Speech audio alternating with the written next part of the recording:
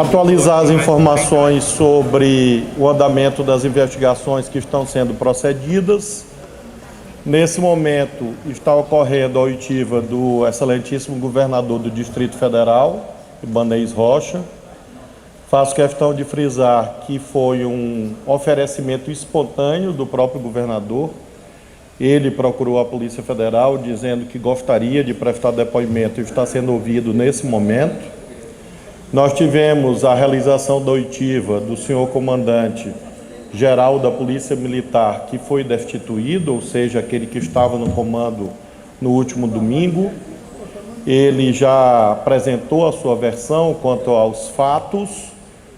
Nós tivemos o anúncio pelo senhor Anderson de que iria, nos próximos dias, a contar da decretação da prisão, se apresentar. Essa apresentação não houve ainda a marcação da data. Nós vamos, claro, aguardar até a segunda-feira que essa apresentação ocorra. Nós desejamos que ela ocorra, porque isso vai possibilitar o andamento das apurações. Caso na próxima semana essa apresentação não se confirme, é claro que por intermédio dos mecanismos de cooperação jurídica internacional, nós vamos deflagrar já na próxima semana os procedimentos voltados à realização da extradição, uma vez que há uma ordem de prisão expedida. Então nós vamos aguardar até a segunda-feira essa apresentação, não havendo a determinação que eu emiti ao doutor Andrei, foi no sentido de que haja a deflagração desse procedimento. Nós temos também a necessidade de apuração do inquérito policial. O inquérito policial está, nesse momento, em andamento. E o que é que nós estamos fazendo nesse inquérito policial? Nós estamos realizando a extração dos dados, a Polícia Federal, no tocante aos celulares apreendidos. Nós estamos falando de mais de 1.000 celulares, o número exato o doutor Andrei vai transmitir em breve. Celulares que são importantes para que, a partir da análise dessas informações, haja a identificação de vínculos, de conexões em relação àquilo que ocorreu no dia 8 de janeiro. Também está havendo a coleta de material de DNA das pessoas, porque isso é um caminho que pode haver o vínculo entre danos efetivamente causados e pessoas que estão presas em razão de vários crimes em tese cometidos. As audiências de custódia já começaram, feitas pelo Poder Judiciário, e algumas dessas audiências de custódia estão resultando no deferimento da liberdade de pessoas que foram presas em flagrante e outros casos a decretação de prisão preventiva. Claro que caberá ao Poder Judiciário essa decisão e a comunicação dos números ao final das audiências de custódia que devem finalizar ao longo deste resto de semana. Nós temos também em andamento os procedimentos de identificação de pessoas que não estavam presentes aqui. Nós já tivemos as primeiras ações judiciais propostas pela Advocacia Geral da União. Esse procedimento de identificação da cadeia de autores desses crimes que não estavam fisicamente presentes na esplanada vai continuar. Nós temos mandados de prisão já expedidos, que o doutor Andrei está diligenciando o cumprimento. E nós já temos alguns resultados dessas investigações, inclusive este resultado, eu diria, simbólico, icônico, que é a devolução ao Supremo da Constituição suprimida. Essa devolução vai ser feita hoje às 14h30 por mim mesmo e pelo doutor Andrei. Vamos entregar à ministra Rosa Weber, mostrando simbolicamente essa relação entre os três poderes do Estado. Vamos, finalmente, concluir a elaboração de textos de propostas de mudanças legislativas, o pacote da democracia, que será encaminhado à apreciação do excelentíssimo presidente da República nos próximos 10 dias, e ele, obviamente, conduzirá à conclusão dessa deliberação, assim como o entendimento com o presidente Arthur Lira e o presidente Rodrigo Pacheco, visando a apreciação desses projetos de lei. Então, nós temos um quadro que tende, vejam, à normalização. Nós acreditamos que a intensidade desses ataques à democracia, ataques terroristas, deve se reduzir, ainda que haja uma vigilância permanente por parte das nossas estruturas que estão atuando. Então, em termos de informação, basicamente é o que temos a transmitir nesse momento e me coloco à disposição, assim como também o doutor Andrei, para eventuais perguntas. Ministro, olá, aqui do seu lado esquerdo, eu sou Luciana, do The Wall Street Journal, aqui desse lado esquerdo, tudo bem? Bom dia. Eu gostaria de saber, em relação ao documento que foi encontrado na residência do senhor Anderson Torres. Esse documento é bastante sério, porém não assinado pelo presidente da República, embora o nome dele conste. Esse documento poderá vir a implicar o ex-presidente Jair Bolsonaro? E quais são os próximos passos da investigação em relação a esse documento tão sério encontrado, então, na casa do ex-ministro? Muito obrigada. A apreensão do documento em si mesma já é, como você disse, um fato relevante. É claro que isso constará do inquérito policial, porque configura ainda mais cabalmente a existência de uma cadeia de responsáveis pelos eventos criminosos que nós verificamos. Nós estamos na expectativa de que haja essa apresentação ou a efetivação da prisão do senhor Anderson, para que ele preste os esclarecimentos. Lembro também que o Ministério Público Federal, por intermédio de algumas dezenas de procuradores, solicitou que as investigações se refiram ao senhor Jair Bolsonaro. Mas claro que isso depende da requisição do Ministério Público, nesse caso concreto, e nós não temos elementos ainda, nesse instante, nós, que eu digo, a Polícia Judiciária, a Polícia Federal, para afirmar que o senhor Bolsonaro é investigado, formalmente falando. Não, nós não temos isso nesse momento. Poderemos ter, em tese, sim, claro, mas, neste momento, nós temos um documento que foi apreendido na casa do senhor Anderson. E é claro que ele deverá, imagino, no exercício do seu direito de defesa, dizer de onde veio esse documento, quem produziu, em que circunstâncias, quais as intenções, e aí sim outras linhas de investigação serão definidas pela Polícia Federal. Ministro, tudo bem? Eu queria perguntar um pouco sobre a participação do Batalhão de Guarda Presidencial. Eu sei que isso é uma questão dos militares, mas eu queria saber como que o senhor avalia a atuação dos militares no dia da invasão e se o senhor viu algum erro ali, alguma falha na segurança, principalmente do Palácio do Planalto. É indiscutível a estas alturas, e o próprio presidente Lula destacou, e todas as senhoras e os senhores sabem, que houve algum tipo de adesão de forças de segurança que possibilitou aqueles eventos. Sem a adesão de integrantes das forças de segurança de um modo geral, óbvio que o dia 8 não teria ocorrido. Então nós estamos diante de uma rede que nós não sabemos ainda a extensão, que infelizmente envolveu a participação voluntária ou por omissão de agentes de segurança pública de um modo geral, federais e distritais. Essa é uma das linhas de investigação, claro, que a Polícia Federal vai levar adiante, salvo naquilo que se refere a crimes militares, porque aí o Código Penal Militar e o Código de Processo Penal Militar tem um sistema próprio que exclui a Polícia Federal. Mas é óbvio, você me pediu uma apreciação, inclusive como testemunha ocular do que se passou. É claro que houve a adesão. A questão posta, a adesão que eu digo de alguns, não de todos. A questão posta como investigação esta adesão foi orientada previamente ou foi apenas um gesto de simpatia em relação ao golpe de Estado e de antipatia, portanto, ao governo legitimamente eleito? A Polícia Federal está apurando em relação ao que lhe cabe.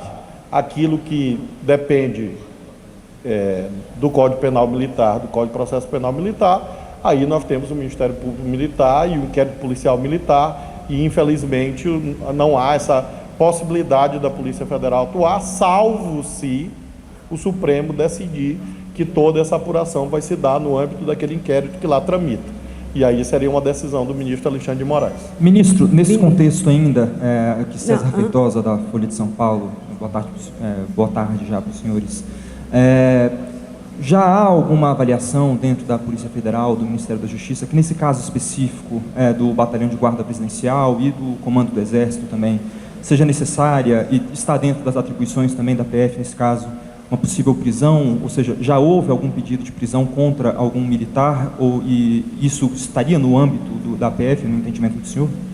Não, não está no âmbito da PF, não é possível a Polícia Federal investigar militares em relação a crimes militares, salvo se, friso, o ministro Alexandre de Moraes, que é relator do inquérito, entender que este inquérito é único no Supremo. Mas aí não houve ainda essa decisão e compete ao ministro Alexandre decidir essa questão. Mas a Polícia Federal, espontaneamente, não tem como substituir o Código de Processo Penal Militar e passar a investigar militares. Nós não faremos isso, repito, salvo se houver uma determinação do Supremo Tribunal Federal. Não sei, não tenho conhecimento. Nossa, não. Nossa, não. Bom dia, ministro. Gioconda Brasil, da TV Globo. Sobre o senhor Anderson Torres. O senhor já disse os próximos passos, os que são esperados e os que não ocorrerem, o que será feito por parte da Justiça brasileira.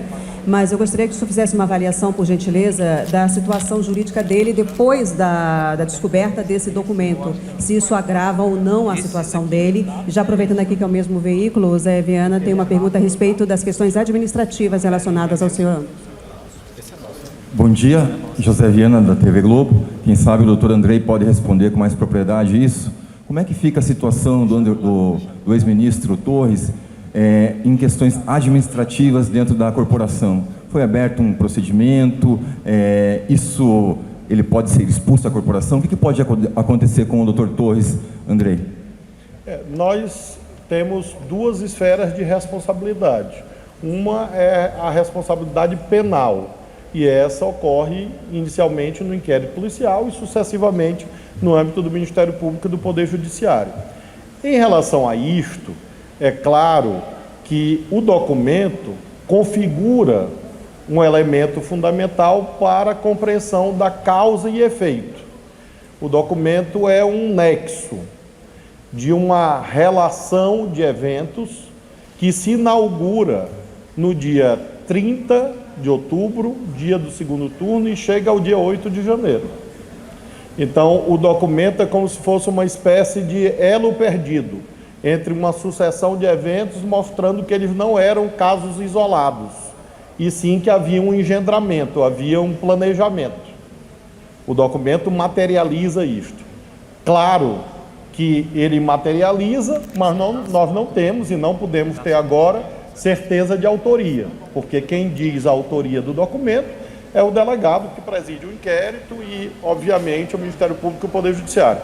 Mas não há dúvida de que o documento é relevantíssimo na medida em que ele configura melhor a compreensão da totalidade dos acontecimentos.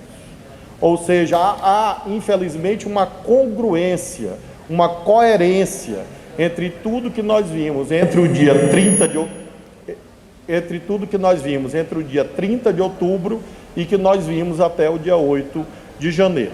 Administrativamente, o doutor Andrei resolveu, e eu concordo com a decisão dele, de apresentar os fatos à CGU, para que a CGU aprecie se o procedimento seria lá, seria na própria Polícia Federal, mas claro que, paralelamente à responsabilidade penal, há a responsabilidade administrativa, que em tese, abstratamente, pode levar sim até a perda do cargo. Oi, bom dia, ministro, tudo bom?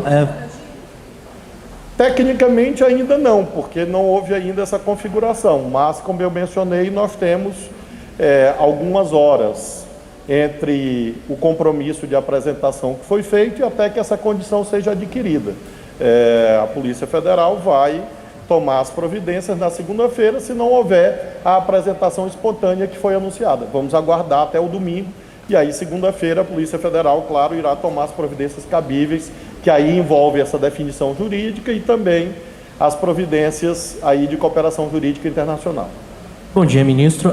À sua direita, por favor. É Vitor Correia, do Correio Brasiliense, tudo bom? Eu gostaria de saber como é que estão as informações relativas a casos em outros locais do Brasil, por exemplo, as suspeitas que o senhor mencionou durante o discurso, de tentativa de sabotagem, possível sabotagem de torres de televisão, de energia, possível bloqueio de rodovias e outras possíveis ações que possam estar em execução ou em planejamento por parte desses grupos. Obrigado. Obrigado. Em relação às questões que o ministro mencionou, de sabotagem e derrubada de torres, a Polícia Federal já instaurou inquéritos policiais para fazer as investigações. E aí, no curso desse processo, é que vamos apurar os detalhes. Rondônia, no Paraná. Rondônia e Paraná. Oi. Doutor Andrei, aqui à sua esquerda, Pedro Nogueira, da CNN. Duas perguntas breves. A primeira, eu queria que o senhor desse alguma informação sobre como foi a operação que resgatou a réplica da Constituição que vai ser devolvida, se ela aconteceu em Minas Gerais, o que a gente pode saber sobre essa operação. E a segunda, o ministro falou um pouco sobre esse processo de identificação das pessoas que já não estão mais em Brasília, que voltaram ao seu estado de origem. A gente pode esperar mais prisões nos próximos dias, nas próximas semanas, dessas pessoas que participaram dos atos e eventualmente já não estejam mais aqui e não foram presas no próprio domingo, segunda?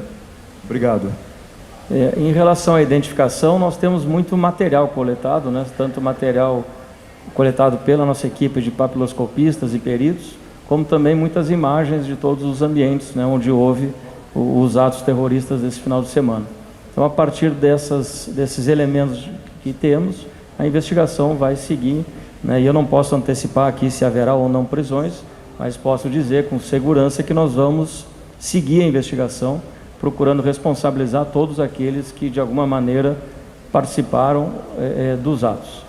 E a outra pergunta em relação à devolução da Constituição, eu não tenho, de fato, os detalhes, né, do como se deu essa medida. Foi uma entrega, né, que o cidadão fez na delegacia de Varginha, em Minas Gerais, isso que eu posso lhes dizer, mas sem poder avançar em maiores detalhes. Não estava preso. Não. Ainda não. Ele foi ouvido já na delegacia de Varginha, já prestou depoimento. Pessoal, muito obrigado. Mais alguma coisa? Obrigado. Minister, A última pergunta, ministra, ali à direita. sorry. Da TV italiana. Yeah, Italian television. Thank you. Good evening. She's going to translate. I'd like to know. Se lei preferisce parlare in italiano, che meraviglia, io sì. preferisco che lei Perfetto. parli. Allora volevo sapere, Ministro, se chiederete agli Stati Uniti, al Presidente Biden, l'estradizione dell'ex Presidente Bolsonaro, qualora emergessero dei rilievi penali, delle responsabilità a suo carico. Nós temos o procedimento regrado em que existem cooperações jurídicas internacionais que envolvem um pedido do governo brasileiro ao governo dos Estados Unidos. E lá tem um procedimento próprio. Nós não fizemos ainda nenhum contato em relação a essa possibilidade de extradição, porque em relação ao senhor Anderson Torres, nós temos uma ordem de prisão e houve um anúncio de apresentação espontânea. Então, nós vamos aguardar para, na próxima semana, aí sim, fazer este contato pelos dois caminhos. O caminho da cooperação jurídica, que se dá entre o Ministério da Justiça, no caso, a Secretaria Nacional de Justiça, e o órgão central dos Estados Unidos, e, claro, contatos na via diplomática. Mas isso ainda não ocorreu. E também não há nenhuma providência nesse momento em relação ao senhor Jair Bolsonaro. Ministro. Prego.